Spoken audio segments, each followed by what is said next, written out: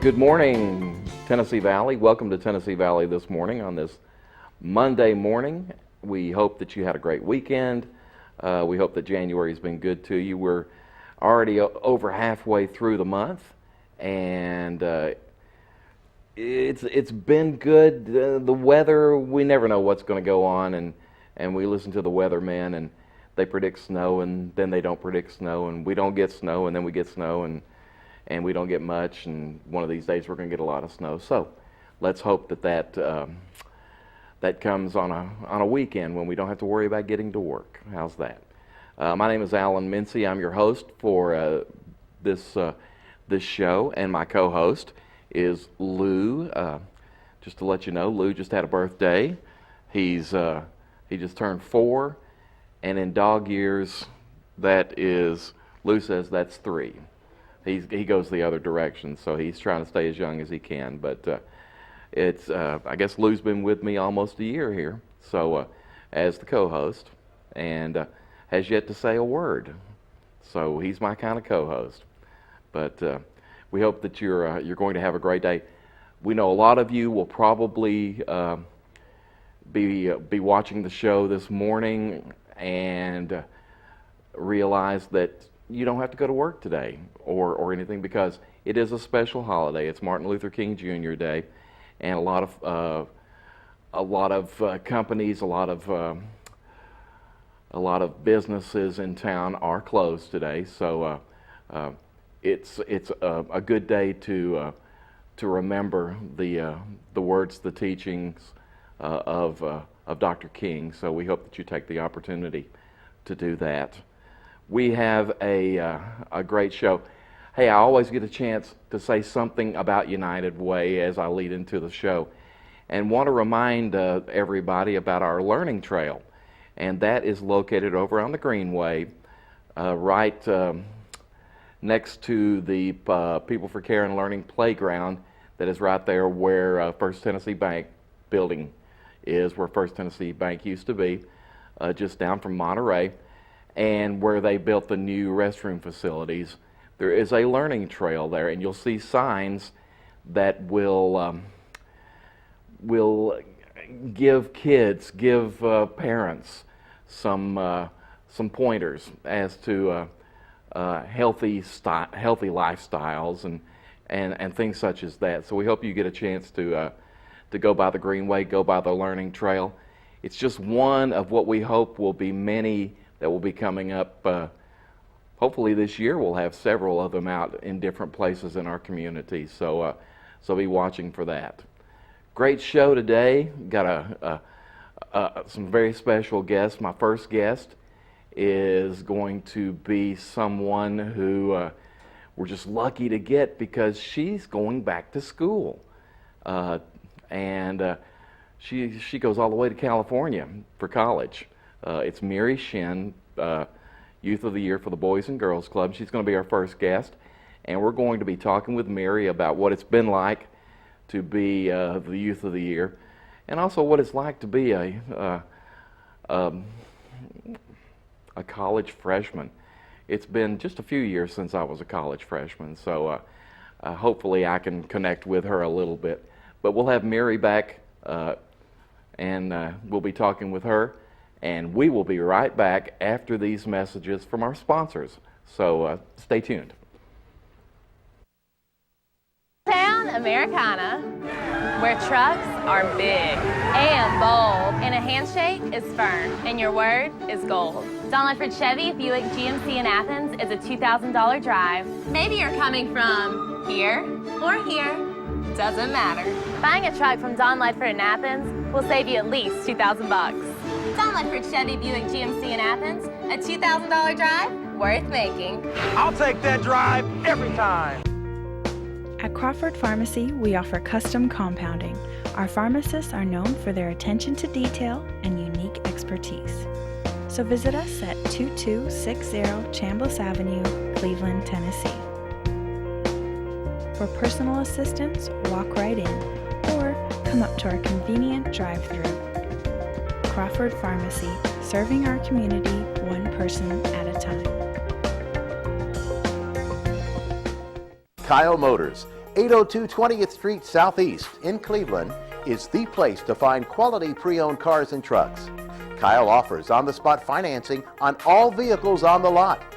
Each pre-owned vehicle goes through a complete inspection to make sure each car and truck meets the Kyle Motors standard. Warranty and extended warranties available on all vehicles. Kyle Motors will sell you a car or truck that you will be proud to drive for many years to come. See Tony, Bill, Dale, James, or David and let them put you in your next quality pre-owned vehicle. Kyle Motors, 802 20th Street Southeast.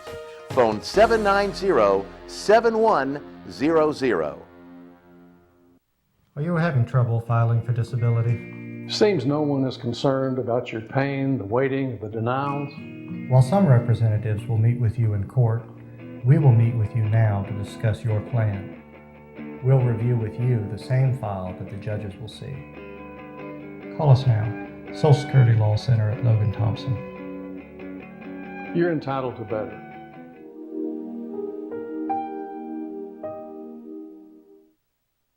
This segment of Tennessee Valley This Morning is brought to you by Crown Chrysler Dodge Jeep and Ram, located at 511 South Lee Highway in Cleveland and 2120 Chapman Road, Chattanooga.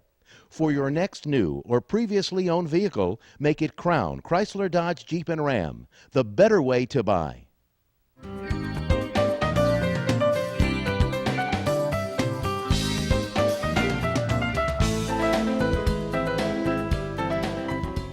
And welcome back to Tennessee Valley This Morning on this Monday morning. And I have with me Mary Shin. And Mary, I guess you're still considered the Youth of the Year until they have a new one next month. Is it February when we decide on our next Youth of the Month or Youth of the Year here in Bradley County? Well, technically, I'm the Youth of the Year until July, which is when they pick the new Southeast winner. But the local competition is coming up. It's February 6th. Okay. At the Chamber of Commerce. Anyone is welcome to come and watch it. You're more than welcome to come and listen to these amazing children give their speeches. Well, I guess they're not children, but I love hearing you call them children. You college college student. But that's and I I've never really thought about it, but yeah, the whole public is welcome to come. Mm-hmm. Now I know they go through a process of where they are judged by certain people to eventually become the Youth of the Year, but well, that's great. And you went through that process. Yes, I have gone through it for 6 years, so it's going to be very weird not being there. Well, you're welcome to come back. Yes, I'll just fly back in from California. Of course, and we'll talk a little bit about California here in a second. But you have been the Youth of the Year throughout this past year. What's it been? And I know that you are now in college, but for a while there, you were here in Bradley County, finishing up at Walker Valley. Yes. And had a lot of appearances in town. I know, it's like you would see a picture in the paper or something like that, and there's Mary. You represented the county well. What was it like being, or what is it still like? But what was it like while you were still in Bradley County in Cleveland, being Youth of the Year? It was a really great experience, and while I was finishing up high school, I really hadn't gotten that far yet. I had only been at a certain level, and I had only won locally, but I think, it's all about representing your local clubs, and you get to nationals, and you get to Southeast regionals, and you're there representing your hometown. You're not representing your state, really. You're representing your local clubs. And being able to go around town and listening to everyone's feedback and seeing what they wanted from me was such a great experience, and I'm so thankful that I got to do it. Now, I know they were proud of you at Walker Valley. Oh, thank you. Mr. Coggin and all of the folks up there, and I know that you were involved in a lot of things at the school. Yes. It's funny, this past week we went down and spoke to the kids, as you call them, with the youth leadership. Okay. And I know you went through that too with the Chamber of Commerce. Yes. So you went through a lot of things to get to the point where you competed for the Youth of the Year, even though you said you did it 6 times. Yes, I've been doing this for 6 years. I started in 8th or 7th grade. I can't really quite remember, somewhere in there. And I've been doing it every year since. You know, sometimes I would only win locally, and sometimes I wouldn't win at all, and sometimes, you know, I made it to nationals. So, but no matter what, though, it was always a good experience, and it was worthwhile, and I'm really happy and thankful for it. Now you won the local competition at our Boys and Girls Clubs of Cleveland. Yes. And then went to Nashville. Is that correct? Yes. Okay, and competed there, and won. Yes. Competition there, and that made you the state Boys and Girls Club Yes. of the year. From that point, where exactly did you go? I went to Southeast Regionals in Atlanta, Georgia. Okay. Yes, and I competed with 9 other states for the Southeast title. Mm-hmm. And then from there, I went to nationals in DC in September and competed for the national title. Now, who did you get to meet in Nashville? Because I remember when, in Washington, because I know when Maria won, she was so thrilled to meet the president. Yes. And some other folks. Who did you get the opportunity to meet? I met so many incredible people. I also got to meet President Obama in the Oval Office. I got a kiss from General Colin Powell. Condoleezza Rice introduced me onto stage. I had dinner with Shaun White and Pierre Garçon and Misty Copeland, and just a lot of really cool people. I met a lot of business professionals, and they were all worthwhile experiences. Goldie Hawn was there. Oh, hey! I was thinking that, and I may be thinking of another competition, another organization. But did you get the chance to meet the lady with NBC News? Yes, Erica Hill. Erica Hill. Yes. Yeah, I couldn't think of her name. So she wow, was the host. You got a chance to meet a lot of important people. Yes. Impressed? I was just very thankful to be there, and I had a lot of fun, and there was a lot of good food, so you couldn't go wrong. Did you get your picture made sitting in the chair of the president? Maria was so thrilled with that.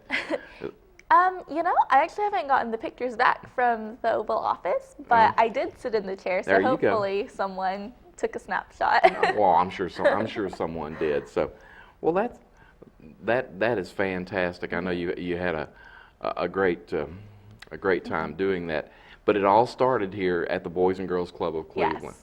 Tell me about your experience with the Boys and Girls Club here.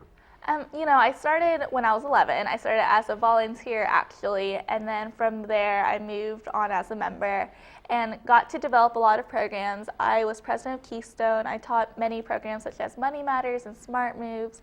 I got to organize a lot of fun things like summer trips to Atlanta and Six Flags and Thanksgiving dinners for the Teen Center. I just got to do a lot of these things that helped me really learn a lot of valuable life skills, as well as just being able to meet new people and have a lot of fun.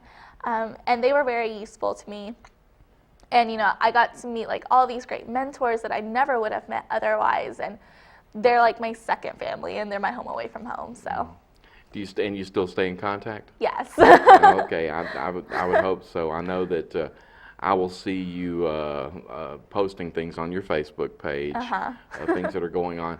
And I guess we ought to say that you are not in Cleveland anymore. You are in school, and rather than being in school locally, you decided to go to UCal Berkeley? Yes. And, okay, tell us why you went out there. Berkeley offered me a really large scholarship. That's a good start. So, I have a free education right now, which I'm very blessed to have. And it was just a great opportunity that I really couldn't pass up. And it's a really good learning experience for me to be out there. And I've learned so many new things, just being in a new environment and meeting new people. And it's just really broadened my horizons. But, it's a little harder out there. Yeah, you can't just drive home or anything like that. What are you majoring in? I'm pre-law, so hopefully I'll get a law school. Now, why did I think you were going into medical field? I was pre-med for about 2 days. Okay. 2 days. 2 days. I lasted 2 days. Okay, and now you're in pre-law. Yes. So you want to be a lawyer. Yes. All right.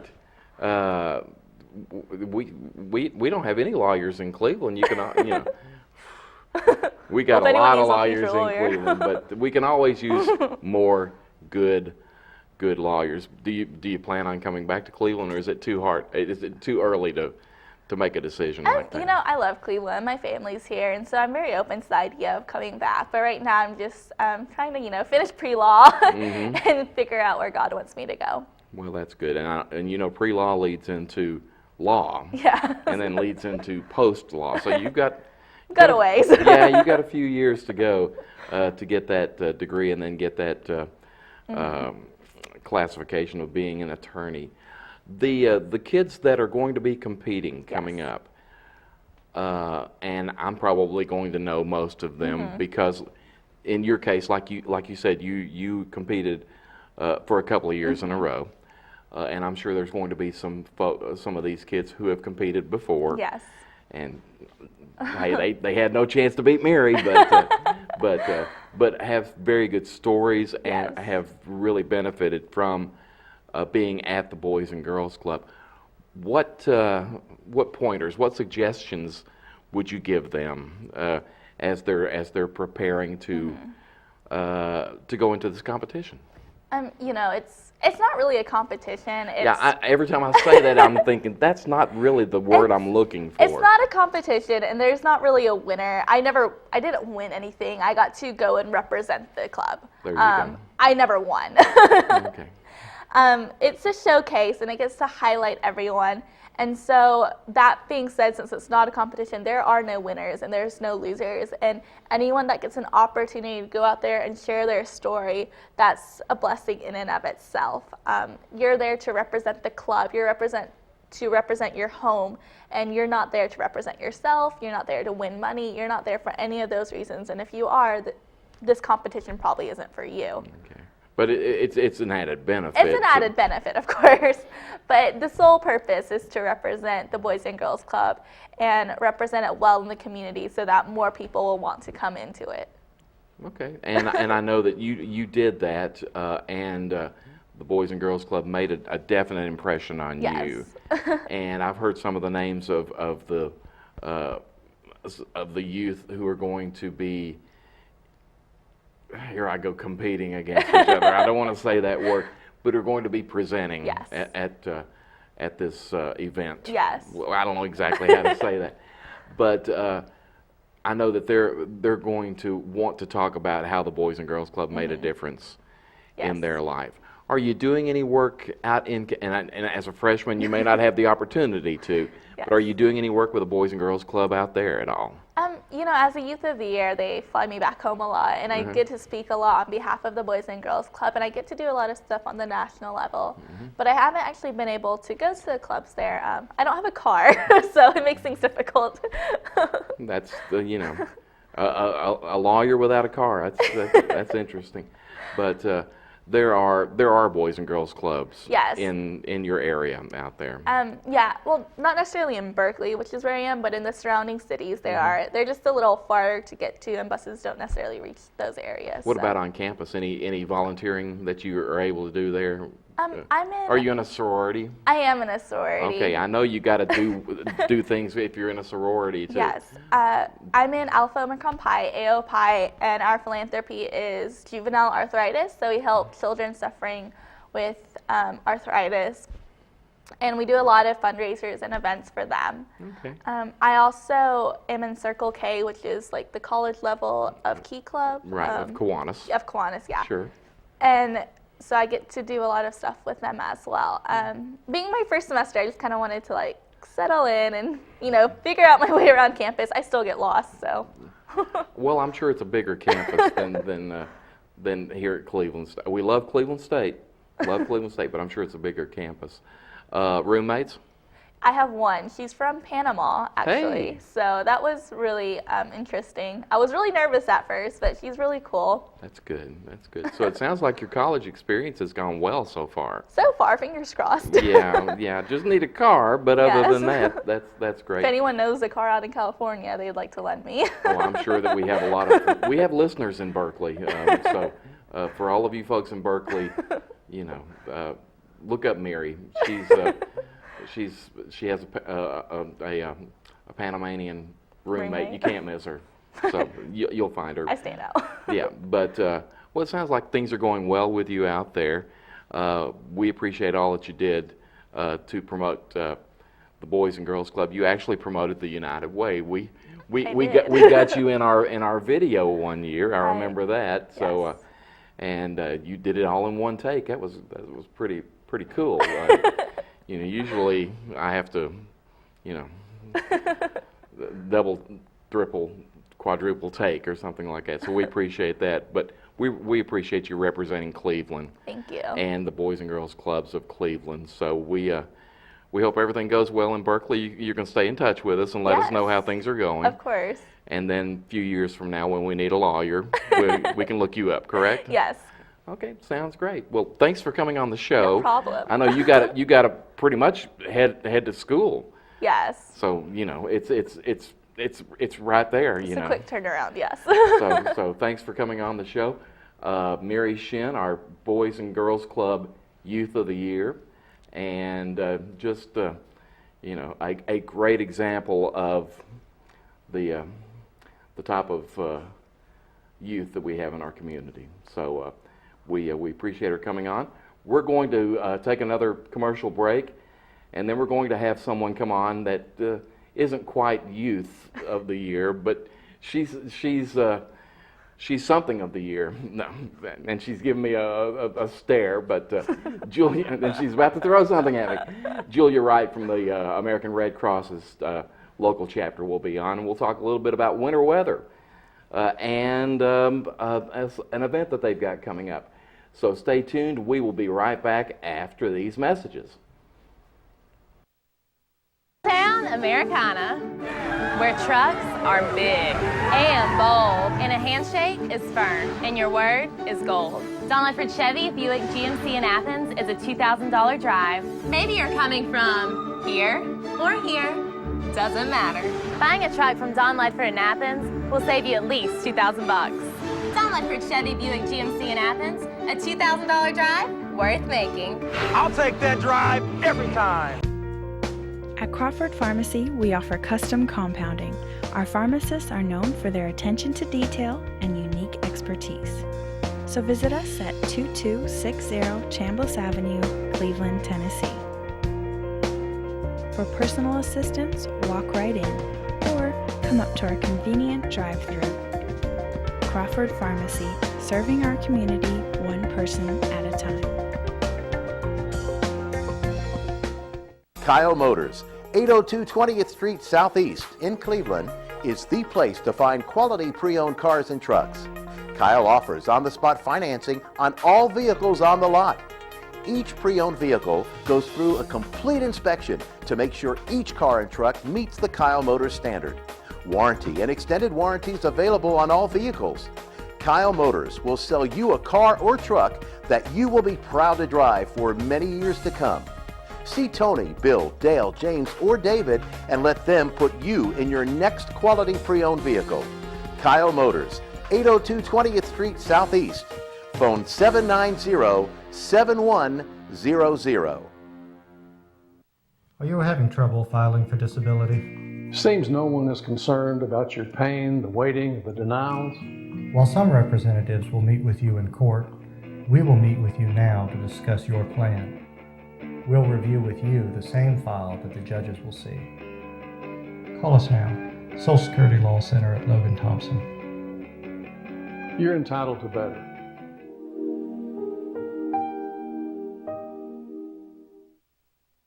This segment of Tennessee Valley This Morning is brought to you by Crown Chrysler Dodge Jeep and Ram, located at 511 South Lee Highway in Cleveland and 2120 Chapman Road, Chattanooga. For your next new or previously owned vehicle, make it Crown Chrysler Dodge Jeep and Ram, the better way to buy.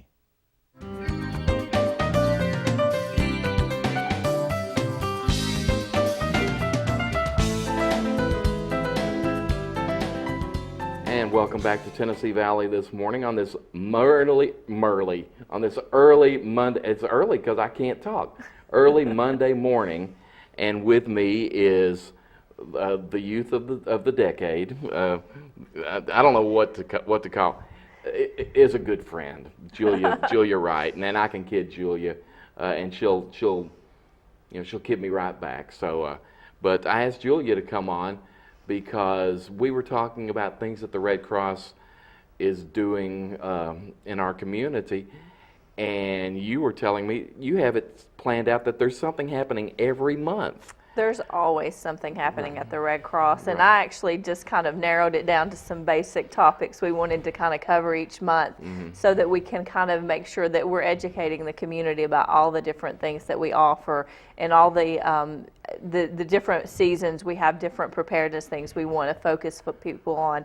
Right now we're right dead in the middle of winter, and one day it feels like winter and one day it doesn't. So you never know what you need to be prepared for, but we want to make sure that you are prepared. Right. And so that's kind of one of the things that for this month we're talking a little bit about winter preparedness, and hopefully folks have already started that because we've already had a really cold spell, probably one of the coldest spells we've had in a really long time here. True. And we hope people were already prepared, and if not, you'll know that you weren't, and you'll be thinking about those things, and hopefully we can help you with some of those items. Well, it's hard to say.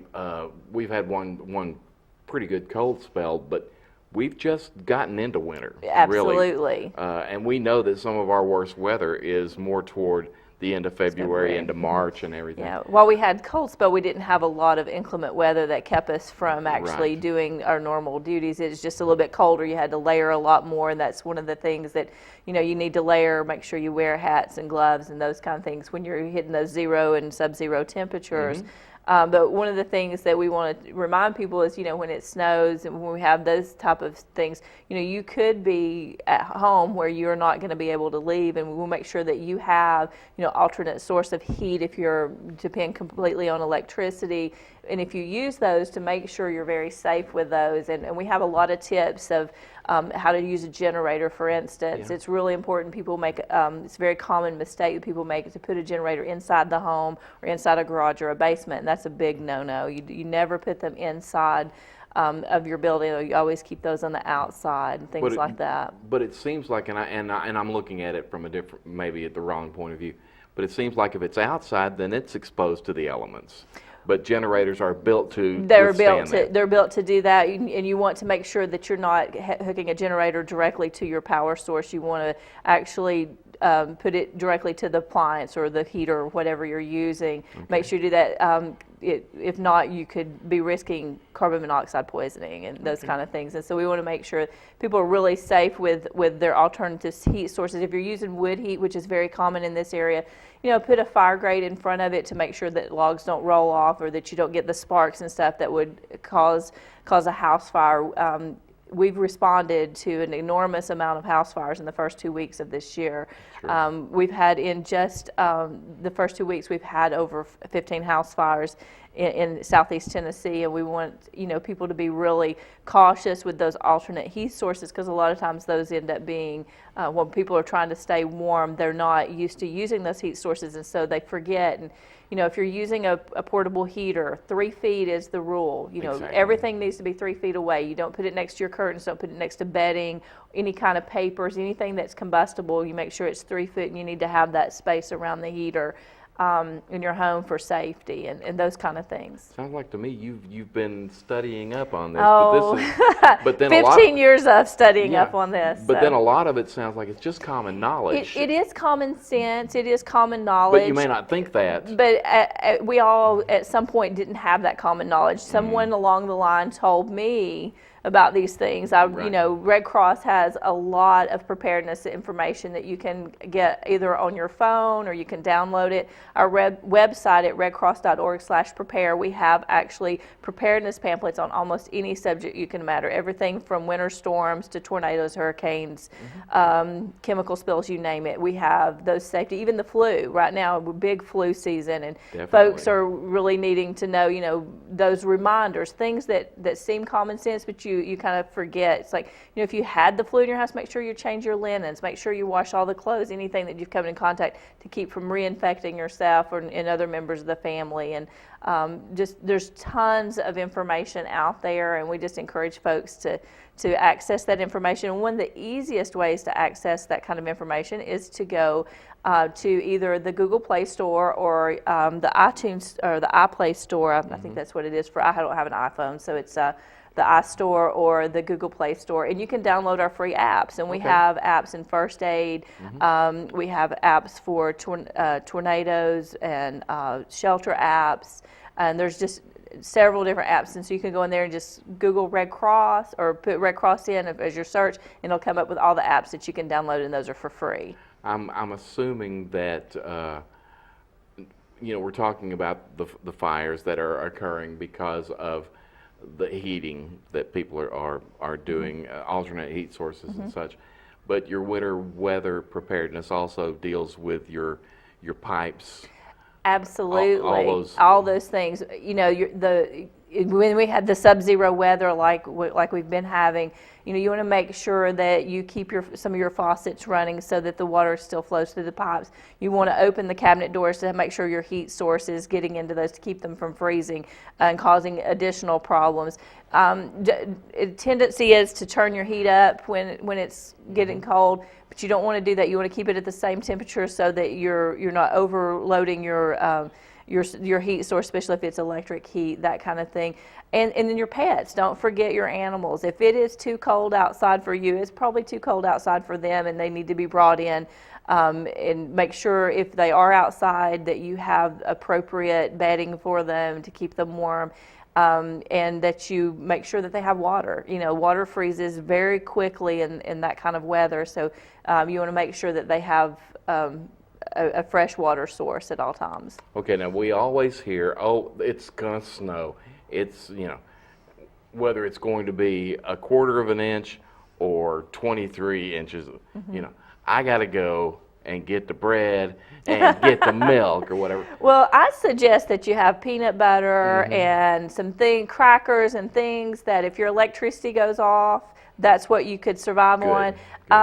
Yes, if you have milk, it'll probably be cold enough outside. You could put it outside and it would stay cold and those kind of things. And we do have a tendency in this area to seem to maybe a little bit overreact, but I would rather people be prepared than to wait until we have. I actually lived through I have, my youth and all. I lived through one of those blizzards, and I was 93. I bet it was in '93, and I was I was actually having my first and only child, and just 2 weeks out from that was her due date, and it was a very scary time to be experiencing that. But fortunately, I maintained electricity and those kind of things. But if not, I would have definitely needed a plan. And that's another part of that. If you're an elderly person or a pregnant, at-risk person, have a plan of what you're going to do if something happens and you don't have electricity and you can't stay in your home or that kind of thing, what you're going to do in an emergency. And that's every day. You need to have a plan of kind of what you're going to do, whether it's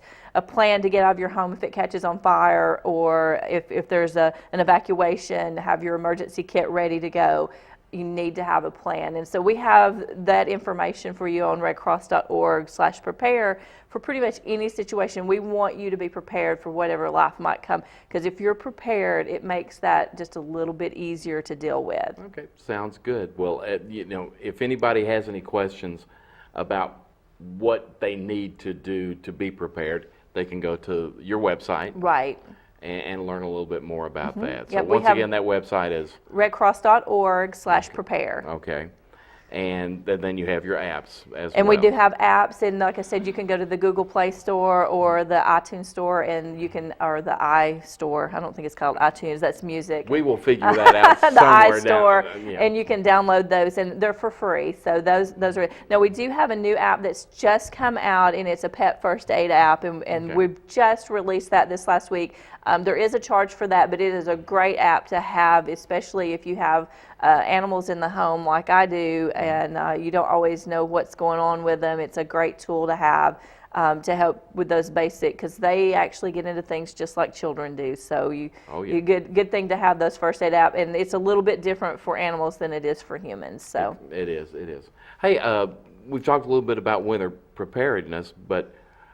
weather preparedness, but we've got something they need to prepare for coming up soon called the Mom Prom. We do, and this is the most important preparedness thing I think you can do, is you need to get your dress ready, you've got to get your shoes ready, go ahead and set that appointment to get the hair and nails done, because we're going to have a really big party. It's called the Mom Prom. This is our third event, and we are so excited this year to have this event. Again, it is to benefit our mission, which is to help for the single family fires and the things that the Red Cross does in the local community. It's at McMinn County High School, and it's on February the 22nd. So all you guys that do not know what to get your sweetheart for Valentine's, this is it. Get her tickets, send her on her way, let her get all dressed up, and you can stay home and watch football. I sort of say, my understanding is it's for the moms, it's for women. It's for ladies of any age. We encourage girlfriends, moms, daughters. I'm bringing my daughter. The other ladies, we've got some that don't have children. They're going to bring their girlfriends. And we're selling individual tickets, pairs of tickets, or tables. Okay. How much? An individual ticket is $40. Okay. A pair of tickets is $75, and a table of 8 is $300. Okay. And with that, you'll get a prom photo and a commemorative glass. We have a DJ that'll be playing all kinds of music. This year's theme is The Great Gatsby. So we expect we'll have a few ladies that are going to come in themed attire. Not everyone. Myself, I probably will be pulling something out of the closet. But a lot of the ladies are going to probably come in themed attire from the 1920s. Well, that'll be interesting. Absolutely. And then we'll have some hors d'oeuvres and things like that. And it's just a lot of fun for just a bunch of girls getting together, having a great time for a great cause. Okay, and this is February 22nd. February the 22nd, and it's from 6 to 10. It's a Saturday. Saturday night, Okay. so perfect. Get your sweetheart those tickets. Send her out on Saturday night. You can sit at home and watch the remote control all yourself. Yeah, how do you? Yeah, you won't have to watch those chick flicks. You won't have no notebook for you. Right. I'm sure there's going to be something on WTNB that you can watch. Absolutely. That night. How do they get tickets? They can get tickets by going to redcross.org/momprom2014. Again, that's redcross.org/momprom2014, or they can contact our local office at 472-1595, or if they want to call me, 593-7589. Okay. And speaking of your local office, I know you're in a new place.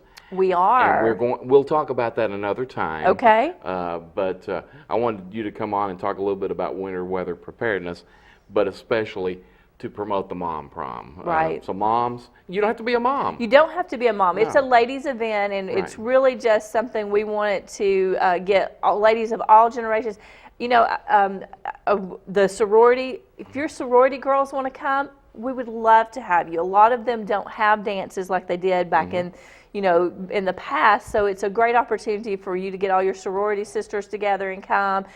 Red Hat ladies, love the Red Hat groups that come. They have a terrific time, and it's a great event. A lot of them plan their own events, so it's a great way for them to have a built-in event for the year. Fantastic. Well, I hope you have a good crowd this year. We expect to have you on our show again. Hey, we've done winter. We got fall, we got summer, we got spring coming up, and I know especially summer is a time to be prepared. So we're going to have you back on the show again. Awesome. So, but we appreciate you coming on today. Julia Wright with the American Red Cross. We encourage you to go to the Mom Prom. Okay, go, Mom Prom. But we're going to take another break and from more of our sponsors, and we will be back right after these messages. So stay tuned. Kyle Motors, 802 20th Street Southeast in Cleveland, is the place to find quality pre-owned cars and trucks. Kyle offers on-the-spot financing on all vehicles on the lot. Each pre-owned vehicle goes through a complete inspection to make sure each car and truck meets the Kyle Motors standard. Warranty and extended warranties available on all vehicles. Kyle Motors will sell you a car or truck that you will be proud to drive for many years to come. See Tony, Bill, Dale, James, or David and let them put you in your next quality pre-owned vehicle. Kyle Motors, 802 20th Street Southeast. Phone 790-7100.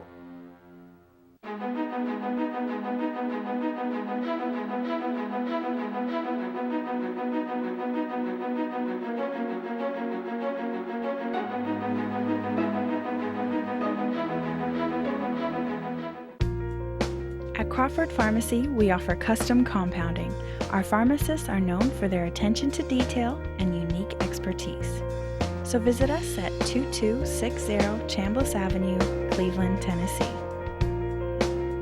For personal assistance, walk right in or come up to our convenient drive-thru.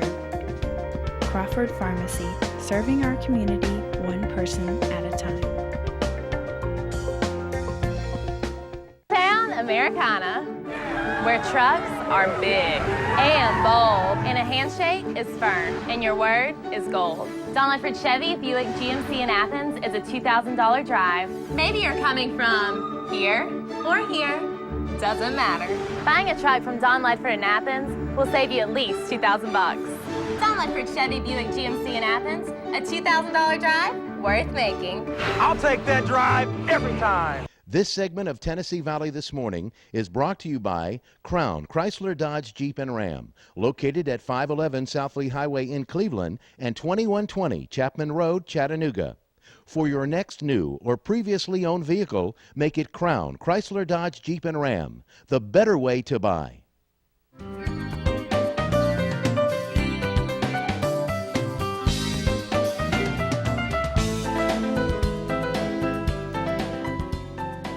And we're back with more Tennessee Valley this morning on this Monday morning, Martin Luther King Jr.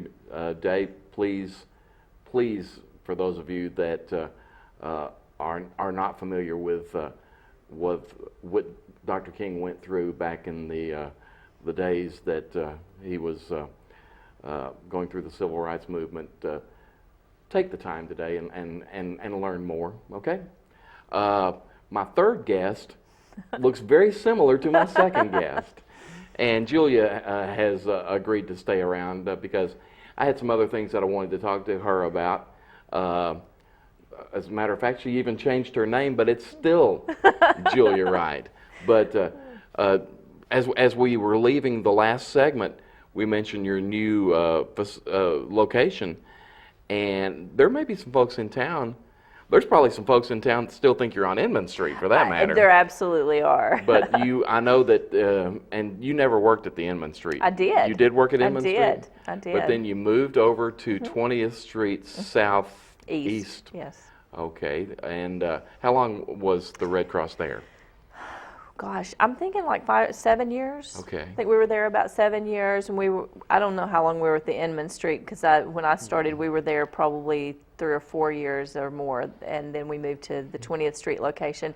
And then just recently, this last fall, we moved to Candy's Crossing, which is in the shopping center with Fresh and Low, and it's 3856 Candy's Creek Lane, Northwest, and we're just across the hill from Target. If you're not familiar with that shopping center, it's actually at the end of Paul Huff Parkway and Highway 60, so you can't really miss us. We're right behind the Walgreens there and the shopping plaza, along with, like I said, the Fresh and Low and Master Portrait and Edward Jones and Fenimore's. A lot of folks know Fenimore's. He's been there. We actually have his building, his location. He moved to the other end of the plaza, and we moved into the. So Dwight is still there in the plaza. He is still there in the plaza. We moved into his location, and he moved into one of the other suites there at the other side of the plaza. So well, there's your winter weather preparedness right there. If you're at the at the office, you can just go down the Fresh and Low and grab something. That is very handy. Eat. It is extremely handy. I actually go down there probably at least 3 or 4 times a week. So why the change? Well, one of the things that we had experienced in our old location, one is we've had a lot of changes in kind of how we've been delivering services and those kind of things, and really focusing outwardly into the community and spending more time out in the community. And one of the things that we found is that people couldn't find us. They were a very difficult area to find us. We were in a more of an industrial type area where it's more manufacturing and companies and those kind of things, and not very visible. And so we had the opportunity. This place came available, and it was something that we could feasibly budget for and be able to get into, and it was a blessing. It truly was a blessing for us to be able to do that, move into that location with the help of Bender Realty and the Cook family. Okay. We were able to move in there in the fall, and it's just a wonderful place, easy to find. What I love about it the most for our organization is really close to the interstate. This office actually serves 5 counties. Our staff and volunteers. I knew 4, but I didn't realize 5. We have 5. We have Briley, Polk, Meigs, McMinn, and Monroe County, and being right next to the interstate, that cut off about 15 minutes travel time to pretty much anywhere we're going. Mm-hmm. So it's really easy for instance, when we had the 5 house fires in 3 days in Monroe County, we were quickly able to deploy volunteers from that office to those areas quickly when they needed additional volunteer help from that office. We're also really, with the move of the Chattanooga office, they sold their building a couple of years ago, and they've just now finally finished the real estate process, and they're moving in actually this next week. To their new location on Access Road. Okay. And so the distance between those 2 offices, also both being right on those major interstate highways, really makes this a lot more efficient in getting where we need to get back and forth and working as a team. We have mentioned home fires and the number of home fires that we've had, and we realize that those are going to occur more often in the winter because people are using heating. Right.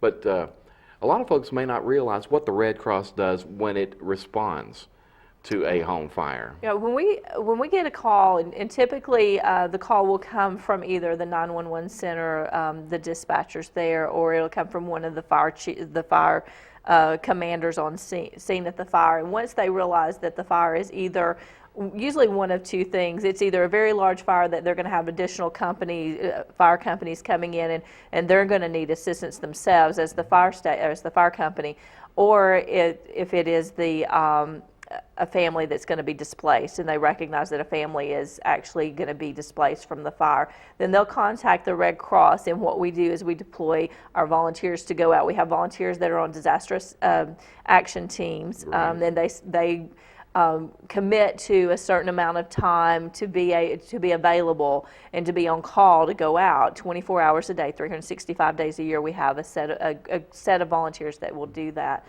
And they'll show up to the house fire, find the family, locate the family, and then at that point they're there to help. One is comfort the family. They've lost everything most likely, and sometimes there's even extenuating circumstances. There may be a loss of a pet or a loved one in the fire. Then we assess their needs, and typically, when someone has experienced a fire, they'll need shelter. So we'll try to find if they have resources for shelter. If not, we'll try to get those resources for them. It might be a hotel or something to that effect. They'll need clothing, and they'll need food for the first few days, and so we'll provide them some financial assistance to help with those things. And then we also try to assess any other needs they may have. Have they lost their medication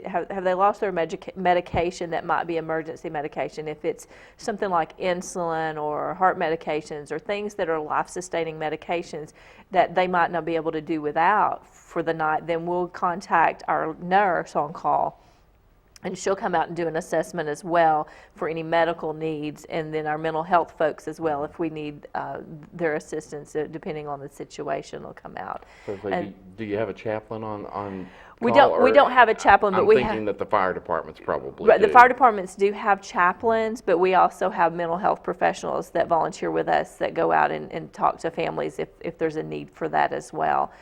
So those are very important parts of that. And one of the things that our volunteer teams are out there to do is to make sure that we help this family as much as possible towards their own recovery.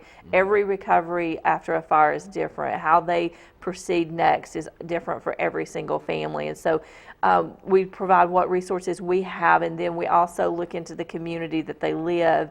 And each one of the communities are unique. What's available in one community may not be available in another. Bradley County is a very fortunate community to have a lot of resources with a lot of different agencies that provide additional assistance, that we can provide those referrals and provide them additional resources to help them along. Some of our communities are a little bit smaller and don't have as many opportunities for other resources. But what we do is try to locate any resource we can find to help them to recover and get back to normal life, going back to work, going back to school, and just really taking control back of their situation. Okay. I know that you are involved with the situation with home fires and such. I think the Red Cross was really out in the public eye back when we had the tornadoes, of course. But we hope that never happens again. But you guys are prepared for that as well. We are. And that's the part of what we do is as a team. One of the things that with some of the changes that we've went through is we actually are under a regional structure now where we have immediate resources all the way through East Tennessee. So all of those things are at our disposal pretty much immediately.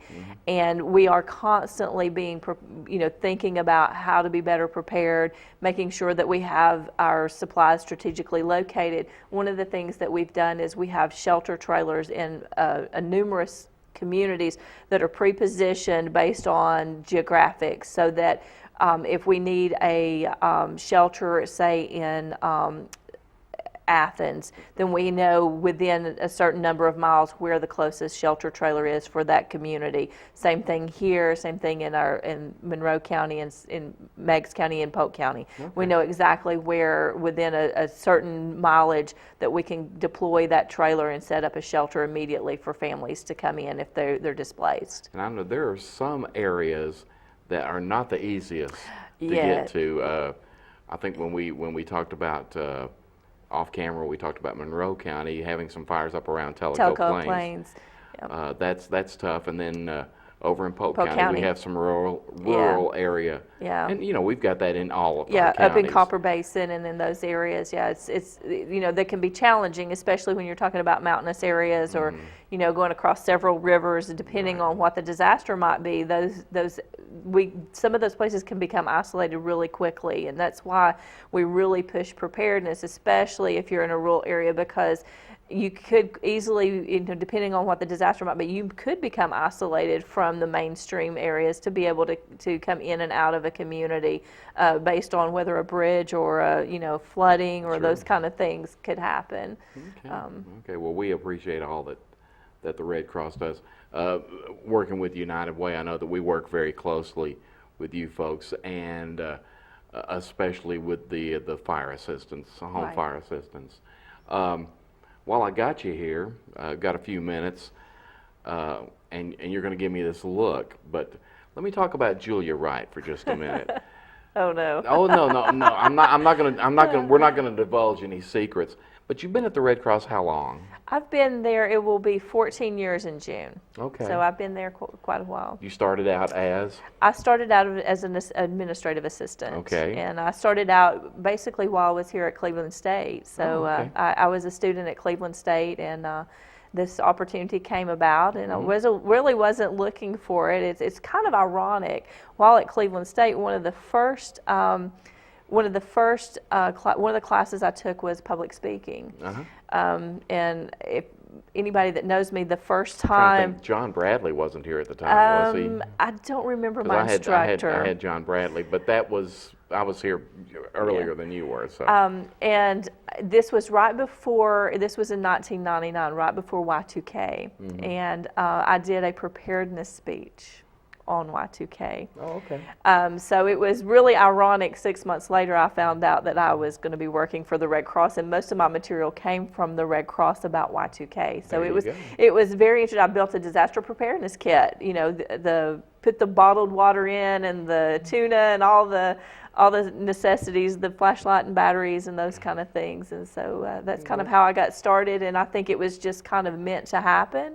Didn't realize I had such an interest in it until it just kind of came about, and I didn't realize that's where they were sending me to go and interview, actually. Right. So. But you moved from administrative assistant to chapter? Actually, I've had several roles. Okay. I worked in disaster preparedness for a while, and I worked as an assistant manager for a while, and then the role for the director came open. And you've been the director for how many years?